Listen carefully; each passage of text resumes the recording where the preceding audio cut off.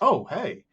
So just a quick one today, and basically, it's a really good day because I've been waiting a really long time to be able to physically finish building a working Kaida, and today I'm actually in a position where I can do that.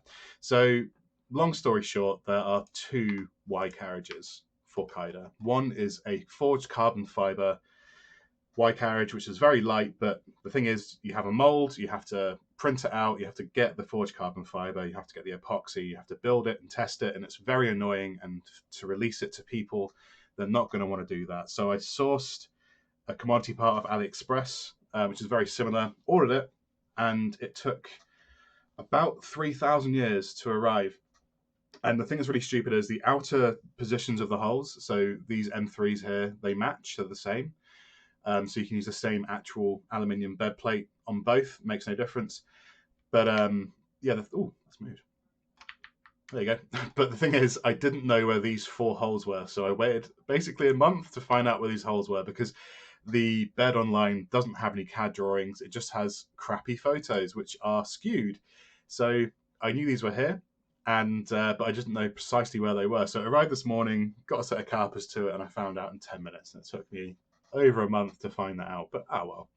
So yeah, now I have my finished Y carriage, but I'm going to show you that in more detail in a second because first I'm going to show you the other major change because they're related. So on Kaida, basically by default, it uses the same, like a slightly modified version of the X carriage from Voron Zero. And basically, this thing's a nightmare. So it's kind of the worst job on building a Voron Zero is this bit. So it comes quite late in the build. You've built most of the frame, most of the motion stuff is already done, and then you've got to do this, and it's the worst. So basically, through the back of here, your belts pass through. That's very very tight, and you have two T nuts here that attach it into place. It's fiddly.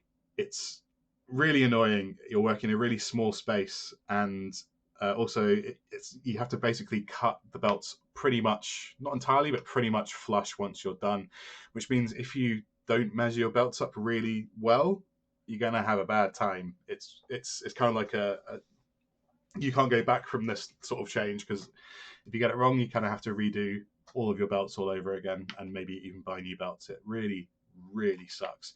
So someone on Discord made me aware of a printer that the Printers for Ant guys are making called the Dueling Zero, which is an IDEX Voron Zero. And as part of that, they designed the wrong one. As a part of that, they designed new X carriages, and this is based off that. So the main difference here is it's kind of hard to see, but the belts run through and out the front, kind of like tying a pair of shoelaces, which means it's easier to run the belts through. You have more excess, and also, yeah, you don't have to be quite as correct with measuring your belt length. Or if you need to adjust it, you have additional adjustment, which is really, really cool. It should make the build an awful lot easier. So there is that guy. It's awesome. I've not tested this properly yet, but it should be fine. Again, anything that fits on a Voron Zero should still fit on a Kaida. And this should fit the dragon bird on the front as well. So that's really exciting. That's a really cool piece. And basically, I've used the same design for this. So this is part of the weirdness of the belt path on Kaida, which basically runs around the outside of this 40-40. There's a lot of reasons why it uses a 40-40 here, chiefly among which is having space below the bed to hide slash fit certain hardware. For example, these gearboxes. It needs quite a lot of clearance to allow the gearboxes to fit. So that's a big reason why it's here. But what that means is the Kaida belt path uses two idlers on front and back, and the path runs instead of through the center, it runs around the outside of the 40-40. So the previous version of this, which I have tested, and it is horrendous to put together, was a two-piece affair where basically you had a rear portion with registration holes to mount the belts with heat inserts that you had to screw in from the front.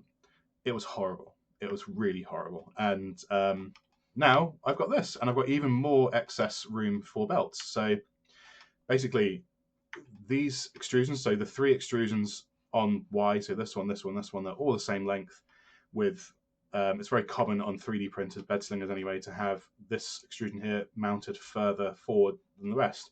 That's still true here, but I've always tried to keep it to a minimum because I've always wanted to keep it the footprint of Kaida as small as I possibly can, basically.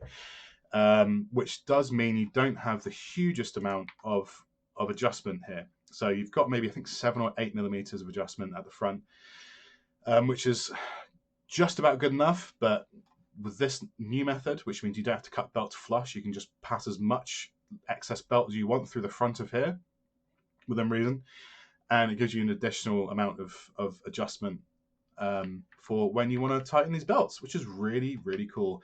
And it's taken me a month to get here, and I designed this in about 25 minutes, as is the way with things.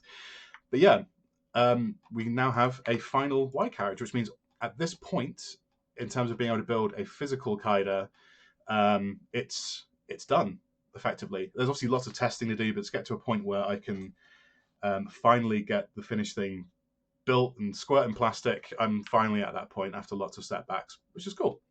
So yeah, that's the main bit. There's a few other little changes I might as well go over while I'm here. So I'm not sure if I showed these side skirts, but there's a couple of design variations of side skirts here.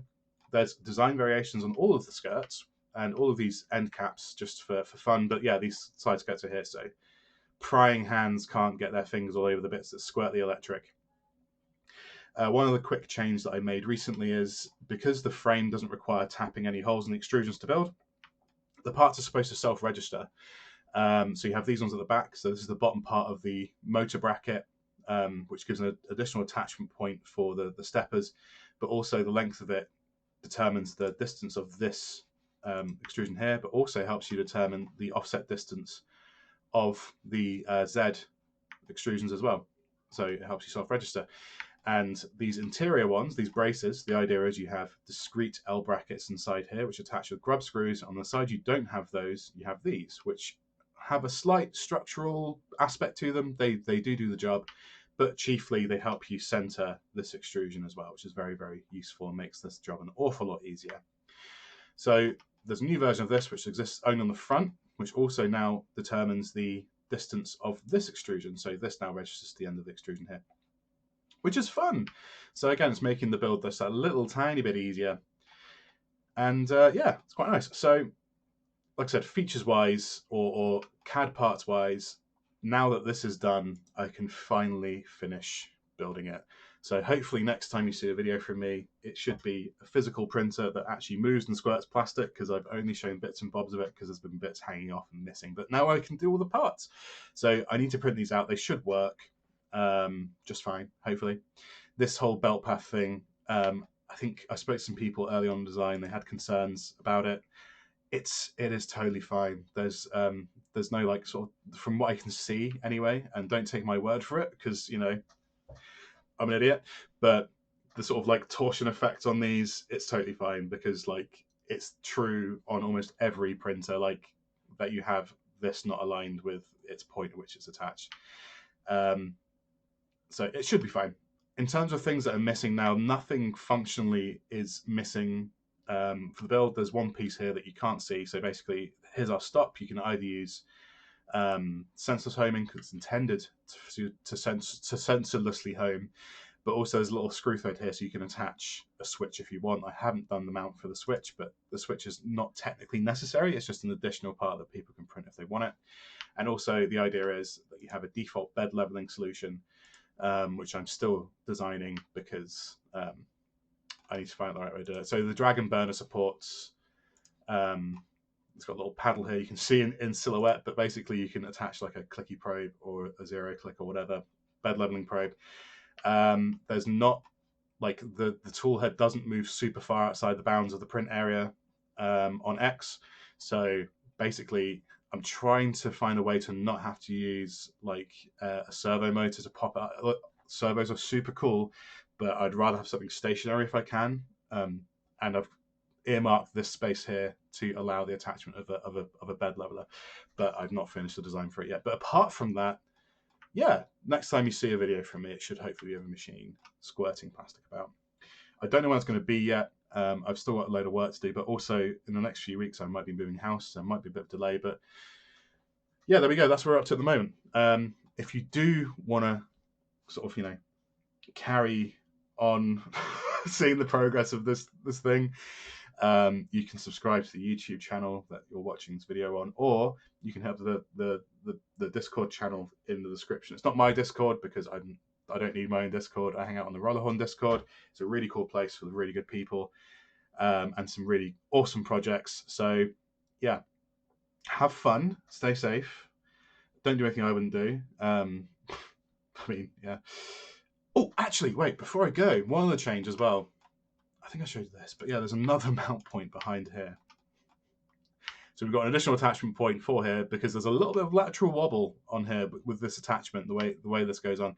That's now been solved with the addition of this hole here, which goes behind here and behind your little name vanity plate thing you have to put your printer name on. But yeah, anyway, that's it. And yeah, have fun. And yeah, bye.